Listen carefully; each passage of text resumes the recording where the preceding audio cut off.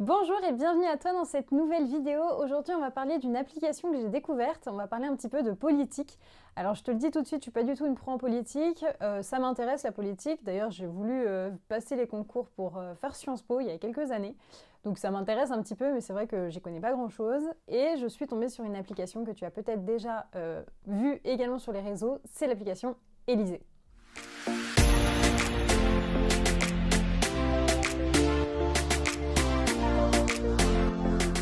Alors l'application Élysée, c'est quoi? Eh bien, c'est une application qui te permet de voir un petit peu plus facilement le programme des différents candidats pour les présidentielles. Et en fait, c'est une application qui va recenser tous les programmes. Tu vas passer un petit quiz où tu vas finalement lire les petites questions qui te seront posées. Tu réponds par soit tu aimes, soit que tu n'aimes pas, soit tu sais pas. Et puis au bout de 25, 50 ou 100 questions, eh bien, on va te donner donc un classement des meilleurs programmes politiques qui te ressemblent et qui ressemblent donc à ta façon de penser. Donc dans un premier abord, je trouve que l'application, c'est super comme idée. Pourquoi? Parce que tout simplement, c'est vrai que quand on est étudiant ou dans la manière générale dans la vie, on n'est pas forcément très bien informé de tout ce qui se passe en politique. C'est vrai qu'on peut voir beaucoup de choses à la télé, vite fait sur les chaînes, on peut voir un petit peu les programmes politiques, mais c'est souvent très flou et très orienté. Donc finalement, ça nous désinforme et puis ça nous met dans un flou total de tout ce qui se passe en politique. Et cette application, elle te permet d'être un petit peu plus dans le vrai. Mais je vais te montrer aussi à quel point cette application, elle peut finalement nous porter un petit peu préjudice en tant que personnes qui ne sommes pas forcément les mieux informées sur la politique. Donc je vais te montrer comment il faut interpréter, ou en tout cas comment il faudrait interpréter les résultats de l'application. Donc c'est parti. Donc dans un premier temps, je vais tout simplement télécharger l'application Élysée. Et puis, on va regarder ensemble les différentes questions qui nous sont posées.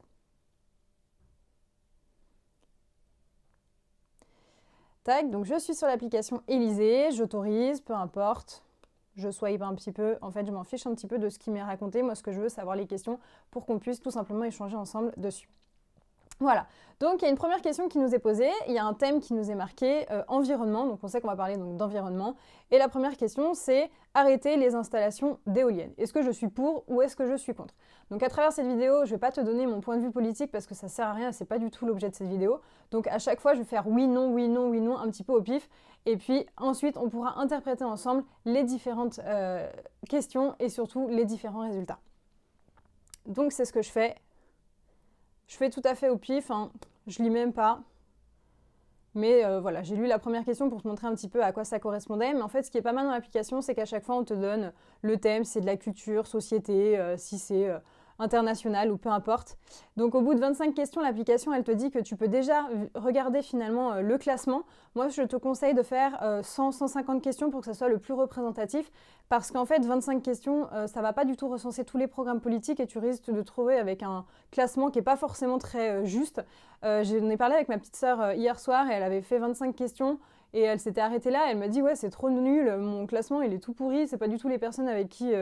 que j'aimerais, pour lesquelles j'ai envie de voter. » Et du coup, je lui ai dit, moi, j'avais fait, je sais pas, 130 questions peut-être, et que du coup, ça avait représenté un petit peu plus mes idées politiques. Après, bon, voilà, hein, ça reste quand même très simple, parce que c'est vrai que, encore une fois, comme je te le disais, je suis pas une pro en politique, donc voilà. Là, j'essaye de répondre un maximum de questions pour qu'on puisse échanger ensemble dessus. Donc tac, tac, tac. Et dès que tu ne sais pas la question, eh bien, tu peux tout simplement mettre le petit bonhomme qui se pose une question. On s'en fiche. Ça montre juste que tu n'as pas forcément compris la question. Et d'ailleurs, à travers ce petit logo, il est assez utile parce que c'est vrai qu'il y a pas mal de questions. Enfin, pas énormément, mais il y en a quand même. Je n'ai pas du tout compris. Alors qu'en soi, je fais du droit et que la politique, ça reste quand même une corde qui peut s'apparenter un peu au droit. Et c'est vrai qu'il y a des questions un peu compliquées. Je trouve ça un peu dommage de mettre des questions aussi pointues parce qu'il y a plein de gens qui ne connaissent pas. Donc bon, le petit logo, je sais pas, je trouve que c'est assez bien de le mettre parce qu'il y avait des questions qui n'étaient pas forcément simples. Donc voilà, là je sais pas, je dois avoir fait peut-être 150 questions. Encore une fois, j'ai fait au pif, donc peu importe le classement qui me sera donné, ça ne représente pas mes idées politiques. Moi je fais au pif, comme tu peux le voir, je lis même pas. Hop, allez c'est parti. On part sur le classement, donc il suffit tout simplement de mettre la petite médaille et on voit le classement. Donc là, peu importe les personnes qui me sont données, J'ai fait au pif encore une fois, donc peu importe. Mais je voudrais te montrer un petit peu comment finalement il faut interpréter ces gagnants, entre guillemets. Il ne faut pas te dire, ça y est, dans le classement, j'ai telle personne, c'est sur telle personne qu'il faut que je vote. Parce qu'en fait, l'application, elle est bien faite. Et il est obligatoire d'interpréter les résultats et de surtout pas faire juste comme ça pour se dire, laissez-moi, je me débarrasse, je vote pour lui parce que c'était l'application qui me l'a dit. Donc si je prends par exemple mon premier candidat, je peux voir que j'ai 16 pouces oui et 8 pouces que non. Donc c'est-à-dire qu'il y a 8 choses dans son programme qui ne me conviennent pas et il y a 16 choses qui me conviennent. En ce qui concerne la deuxième personne, il y a 16 choses dans son programme qui me conviennent et 10 choses qui ne me conviennent pas.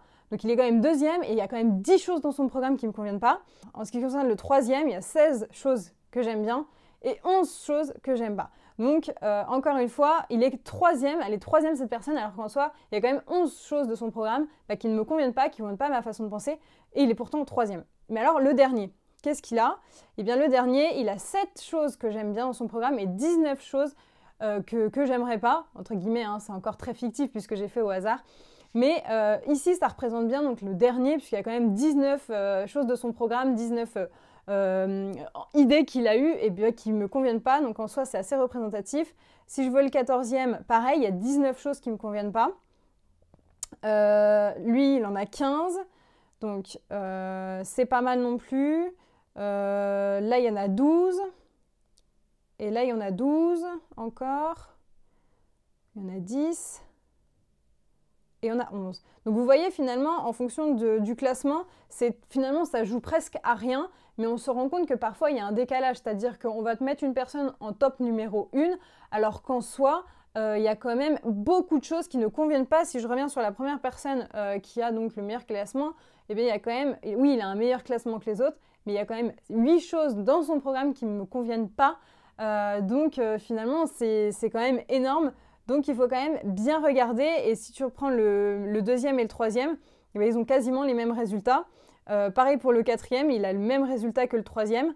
Donc finalement ça se joue à très peu et donc il faut quand même pas rester sur juste le classement qui te sera marqué dans l'application, mais bien cliquer sur chacun des personnages pour finalement voir pourquoi est-ce que c'est ce classement qui t'a été mis et pas un autre. Il faut vraiment bien intellectualiser et ensuite aller regarder quelles sont les choses donc que tu n'aimes pas dans son programme, quelles sont les choses que tu aimes plus, parce que parfois il y a des choses, pour toi c'est rédhibitoire, genre je sais pas quelle idée politique, mais une idée politique qui serait trop extrême pour toi dans ton esprit et qui fait partie donc d'un candidat qui te met, qui est mis en top numéro 1, 2 ou 3, bah, si c'est rédhibitoire pour toi, il faut quand même vérifier et veiller à faire attention de ne pas voter pour n'importe qui, alors que en soi ces idées politiques ne te conviennent pas.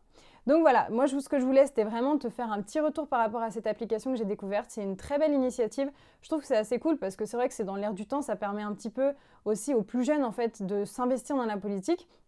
Encore une fois, il n'y a jamais eu des taux aussi élevés que d'abstention et c'est très dommage je trouve, surtout dans un pays comme la France. Mais pour autant, c'est vrai que c'est difficile de s'investir dans la politique quand finalement on n'a pas du tout de bons renseignements, que les seuls renseignements qu'on ait, c'est des espèces de meetings chelous qu'on regarde à la télé à 23h le soir. Alors que là, voilà, on a une application, c'est un petit peu plus frais, c'est rapide, c'est ce qu'on cherche aussi. Mais attention, la rapidité, il ne faut pas la troquer non plus contre notre façon d'intellectualiser aussi les résultats, parce que c'est très important.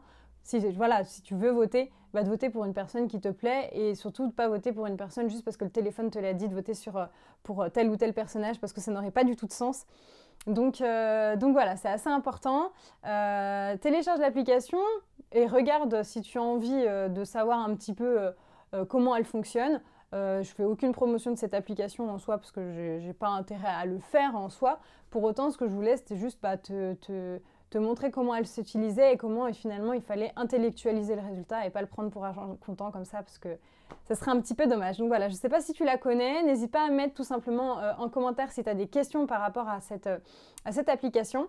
Et puis surtout, n'hésite pas à liker cette vidéo, la partager à tes amis si jamais ils ont besoin aussi d'un petit peu d'aide pour comprendre finalement comment ça fonctionne tout ça. Et puis surtout, abonne-toi à la chaîne et puis rejoins-moi sur Instagram. Voilà, je te souhaite une très bonne journée et je te dis à bientôt!